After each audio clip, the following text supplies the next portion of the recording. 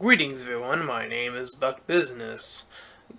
Konnichiwa, I'm Kawaii Critic, and today we are here to review My Little Pony Season 8, Episode 22, What Lies Beneath. Now before we can begin, unfortunately, due to the amount of work that has been piling up, we have not had the time to ascertain any notes on this episode, so we'll be playing off of what we could remember solely based on, well, what we can actually remember on the episode. So, apologies if we miss any details. Things have been hectic at work, and YouTube isn't our job. It never has been. We don't get paid to do this, unfortunately. We wish it could be a part-time job or an official job, but we don't have any Patreons or anything of that sort. So, again, we'll just have to go off of what we can remember. So, the episode does begin with the Student 6 studying up for a test. And they get a quick visit by Closey-Glow-chan, who does some discreet shade in her own way of saying that the students aren't as well prepared as they think they are, well, maybe with the exception of Gallus-kun, or Gallus-san, depending on his age, thinking that he's not ready enough for this particular test, and she sort of kind of leans toward Sanbar-san, or Sanbar-kun, depending, again, upon their age, and their ages are a bit lost on me, but regardless, it would appear that she is sort of veering them in a certain direction, and in which, when they go under deep study, they find a particular light source in a cavern-esque type area. They proceed to explore said area, and if anyone has ever doubted that the Tree of Harmony or the map are not sentient, it actually grows a physical or a illusionary type of actual representation of Twilight Sparkle, who says that their friendship has been disrupted, though with the lack of time and episodes given to the Student 6, that's kind of been an issue, generally speaking, since, again, they only had one other episode where one of them got the focus. So, for the tree to sort of just lay it out and say they had this deep connection does feel a little bit rushed, even with the season opening. Again, that's a fault with the entire season, but the episode itself is still pretty good, as it does, again, do what that previous episode I mentioned does, which is expand on the Student 6, which, again, I would argue what Season 8 should have been doing from the very get-go. Nonetheless, the students get this test from this illusionary Twilight Sparkle. They proceed to get separated, much like when Discord separated the main 6 in order to test them in his own maniacal, twisted way. Except that this test is more based off of to test their already existing friendship. That, again, is kind of a little bit rushed, but nonetheless, they are able to cooperate and eventually get things right. Now, of course, each test is individualized for each of the students. We don't remember which the exact order was, but we'll just go over them in general. So, Yuna-chan has a fear of spiders that's actually made pretty evident in the beginning of the episode. So she comes across a group of spiders and must befriend them. We have Gallus-kun, who has to go through this sort of laser test where every time he touches a blue laser, the room will expand, and every time he accidentally or kind of touches a purple laser, the room will shrink. Ocellus-chan has to go through the test of living or seeing the body of a one Chrysalis-san. Smolder-chan has to go through being pretty and her tsundere like quirk, much like the one who brought her there, being Ember-san. Very similar characteristics of that whole tsundere behavior, denying that cute part of her that she secretly admits later on in the episode, which I'll get to in a bit more in detail on that little aspect, because, yeah. And finally, Silverstream-chan, who has to re-experience the domination of the Silver King via the shadows.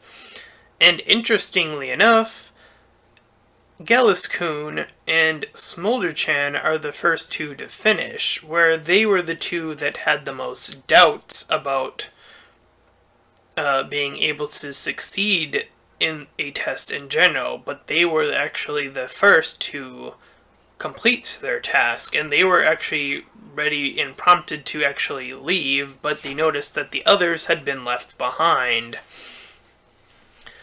So we can see that their test probably went beyond just passing their own tests, but probably also expanded to them helping the rest get through their test as well. And sure, there can be some slight chipping as involved as the episode, and probably even some of the fans are implying to have. So Gallus-kun helps Silverstream-san, and Smolder-chan helps out Ocellus-chan, and each does respectfully. They all bump into Yuna, who helps them find Gallus, and he has had, for the one who, was told at the beginning would be helping the rest of the Student 6 with the test, actually has the most difficulty passing his test. Again, it's a subversion of expectations, and I actually really appreciate the episode for this. Gallus is given a test where he must confront two of the main fake, well, we know immediately that they are fake 6 of the main 6, but Gallus is a little bit easy to fool here with his nonchalant personality and, very sway in just going with the flow. He's told that he's to go on a very important mission, which is something he really wanted to go on, and that is something that we learn new about this character in this episode. And they keep tempting him with the elements of harmony themselves. And that's actually a pretty neat trick. I actually kind of went, that was pretty smart. Actually using the elements of harmony to twist the expectations of they aren't always the end-all be-all solution to a problem. And kind of seeing that and seeing the others come up behind him and finally having him realize that these two are keeping him from his friends, and finally stepping up and doing what he needs to do in order to succeed. So the Student 6 are able to escape, and they, incidentally enough, bump into Cozy Glow. Cozy Glow-chan immediately apologizes for her actions and tells them, after completing such a task, that they should just take it easy. And they do, by sleeping it off. And they're worried about the actual main test that that Twilight Sparkle-san has set for them. So Cozy Glow-chan promises that she will at least give them the opportunity to expand. I actually do believe her. I actually do legitimately believe that she is a pony of her word, at least in this episode. But there's definitely something that the episode immediately notes at, and it's very obvious that it's trying to imply that there's something more going on with the character, even more so than the previous episode with her in it. She has a line, and I don't remember what it was verbatim, but it was something along the lines of "leave it to me," essentially. And as she is looking down at where the tree has expanded to, and she sort of has that general smile on her face, implying something is definitely going on with this character. So, we did briefly mention Smolder, and I did want to conclude with that in her more feminine-like behavior, and this is something that has been made note of in another review that I saw. There was some talk, and I'll mention the reviewer's name, because we are not afraid of any reviewer on this platform, Golden Fox, who said something along the lines of, for the most part, the cultures, and I wish I talked about this more on the episode of where we learned more about the cultures, about, the dragons and all the other creatures having their entire set, if you will. Like, all dragons behave in a certain way, as an example, within the context of the show. All yaks behave the same way. All griffins behave this way, and so on and so forth, with the Student 6 clearly being the outliers of their own groups, however. But with the dragons, I do find something particularly fascinating, more than the other creatures thus far, because the dragons in particular have had the most focus, as far as I know. And the earliest outlier was, of course, Spike, and now it is starting to shift over to Smolder, which, again, in this episode, is implied through her liking more feminine things, and it would indicate that, at least in dragon culture, that it is more appropriate even for females to be associated in more male-like activities. That is sort of, again, through dragon culture. However, again, Smolder being the outlier, and Spike also earlier on being the outlier, but he's a more interesting outlier and has been for a much longer time, considering that he was raised by ponies and has had a very different nature/nurture raising within that context of being raised by ponies. You could say most of his qualities are more pony than dragon, although in an earlier episode, the one with Rockhoof actually, we see Spike wanting to take part in more dragon activities with Smolder. So it's fascinating to see that. It's more character development, as well as being just more interesting in that aspect of Smolder being this different type of outlier for the dragons. It makes them stand out a bit more as a race, and we do want to see more of that, these sort of outliers that expand the nature versus nurture aspect of this dilemma, because it is a very interesting discussion. I don't think it's as simple as it being black and white. I do think that there's actually a lot of nature versus nurture outlook to be considered in this series, throughout its entire series, in fact. I mean, for the longest time, we have seen the dragons, and excluding Spike, it would have had seemed that, again, all dragons are greedy. However,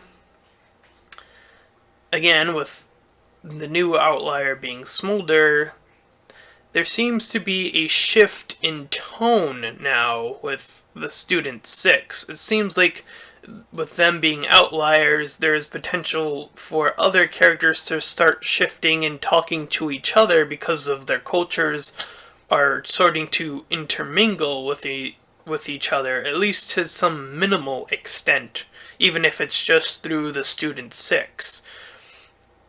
I mean, we could start to see some more differing characters come out of that, but I doubt it, considering that Season 9 is the last season.